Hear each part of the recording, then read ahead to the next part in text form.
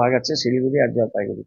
এখানে 112টার মতো সেন্টার আছে। এখানে হেল্পার ওয়ার্কার্স তাদের সংখ্যা কম আছে। কারণটা হচ্ছে যে এখানে কিছু মামলার জন্য বোধ শিলিগুড়ি অ্যান্ড জলপাইগুড়ি আমি ডিস্ট্রিক্ট ম্যাজিস্ট্রেটের সাথে কথা বলবো যে অ্যাপয়েন্টমেন্টগুলোতে কিছু সমস্যা হয়েছে।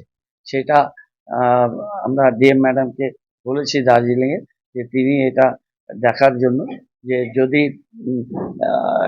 সেই আইনি যে বাঁধন সেটাকে, আমি নিজেও আইনের ছাত্র, আমি আমাদের লয়ারদের সাথে আলোচনা করেও দেখব এবং সেটা যাতে বছরের পর বছর এইভাবে পেন্ডিং না থাকে, কি কারণে ছিল বা সেটাকে বাদ দিয়ে বাকিটা গভর্নমেন্টের গাইডলাইন অনুযায়ী করা যায় কিনা।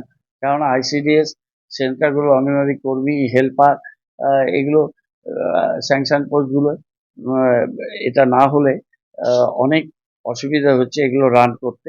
যারা এই কাজটা করছেন তারা আমাকে এসে বলে গেছেন সেই বিষয়টা দেখা। এটা যে প্রশাসনকে আমরা করতে বলেছি, এর সাথে পুরসভা প্রশাসন চাইলে সহযোগিতা করবে, কিন্তু এখানে সরাসরি আমরা নির্বাচিত প্রতিনিধিদের ওখানটায় নামাতে চাইছি না। এটা প্রশাসনিকভাবে এটা হওয়াটা ভালো। কালকে এটা নিয়ে ডিটেল কথা হচ্ছে, এটা কন্টিনিউ মনিটরিং এবং নজরদারি আমরা করব। না, এটা করা হবে, সেটা বলা হয়েছে, সেটা করা হবে। যেটা সিদ্ধান্ত হয়েছে যে ওয়ান টাইম ক্লিনিং আমরা করব, আর এভরি ফোর্টনাইট আমরা ক্লিনিং করব এবং ক্লিনিকের মডালিটিসটা তৈরি হচ্ছে। ড্রেনগুলো আর বুশগুলো এগুলো পিডব্লিউডি ডিপার্টমেন্ট তারা ক্লিয়ার করে দেবে, আর গার্বেজগুলো কালেক্ট করে যেখানে যেখানে এটা অ্যাকুমুলেটেড হবে সেটা নিয়ে এসে সেটাকে ম্যানেজ করা, সেটা মালটা লিফট করে জায়গায় পৌঁছাবে সেটা পুরসভা। তার জন্য কিছু অর্থ আমাদের মিনিমাম যেটা আমাদের কস্টিং, আমরা কিন্তু এখন হার্স গাড়িটা মেডিকেল কলেজে দিয়েছি, কিন্তু ওখানে অনেক মেডিকেল কলেজের চেহারা অনেক চেঞ্জ হয়েছে।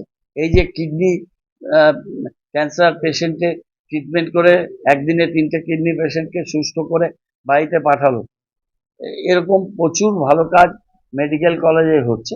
কিন্তু জায়গায় জায়গায় পরিষ্কার পরিচ্ছন্নতা, ক্লিনলিনেস, ইনফ্রাস্ট্রাকচার ডেভেলপমেন্ট প্রচুর অর্থ রাজ্য সরকার দিচ্ছে। এটাকে নিয়ে রেগুলার মনিটরিং হচ্ছে এবং এটা ক্লিনিংয়ের ব্যাপারটা খুবই গুরুত্ব দিয়ে আমরা দেখছি এবং সেটা নিয়ে এটাতে মিটিং আছে। এই মিটিংয়ের পরে যে পদ্ধতিটা হবে সেই অনুযায়ী আমরা এক্সট্রা ম্যান পাওয়ার, এক্সট্রা গাড়ি আমাদের এনগেজ করতে হবে for cleaning the গার্বেজেস at medical college, নাহলে আমাদের শিলিগুড়ি পরিষেবাটা আবার খারাপ হয়ে যাবে। এটা কর্পোরেশন করে না। কর্পোরেশনে এখানে হাসপাতাল, নার্সিংহোম, মেডিকেল কলেজ এগুলো সবটাই রিনজেন করে। রিনজেনকে নিয়ে আমরা 1-2বার মিটিং করেছি, সেখানে সিএমও ছিলেন। আরও একটা মিটিং রিনজেনকে নিয়ে আমাদের করতে হবে।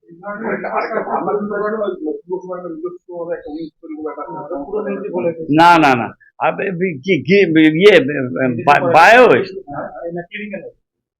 ক্লিনিক্যাল ওয়েস্ট এখনো সেরকম কিছু এসওপি আমরা পাইনি। ক্লিনিক্যাল ওয়েস্ট করার যে মেকানিজম সেটা সেই এক্সপার্টিস পুরসভার নেই। এটা যদি সেরকম কিছু তৈরি করে তখন ডেফিনেটলি আমরা করবো। না না, তাই এটা বলেনি তো, ক্লিনিক্যাল ওয়েস্ট তো বলেনি।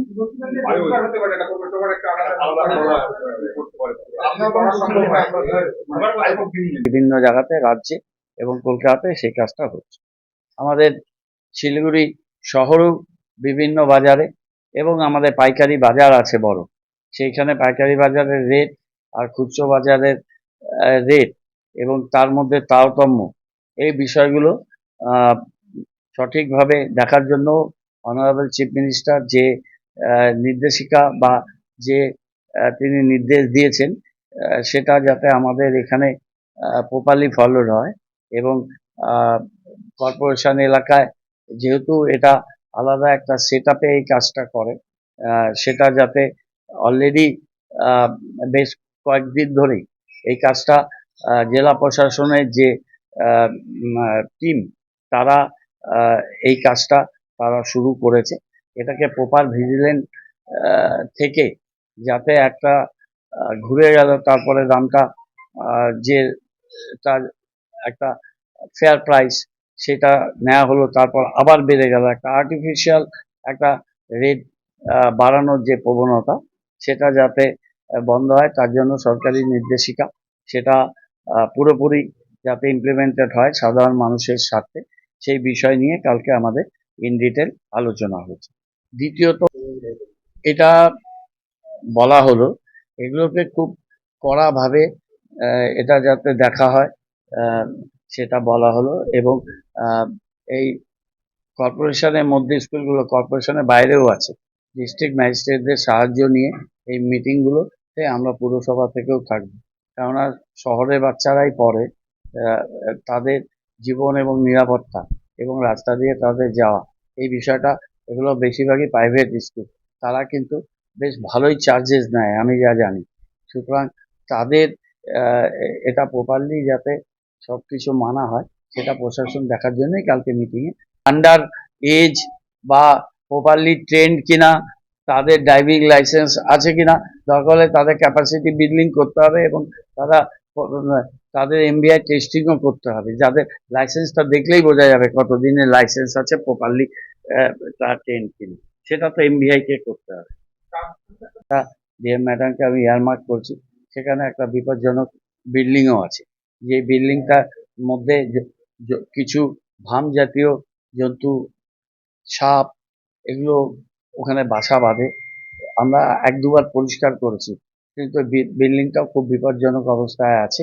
সেটা আমরা একটা প্রপারলি এনকোয়ারি করে ডিস্ট্রিক্ট ম্যাজিস্ট্রেটকে একটা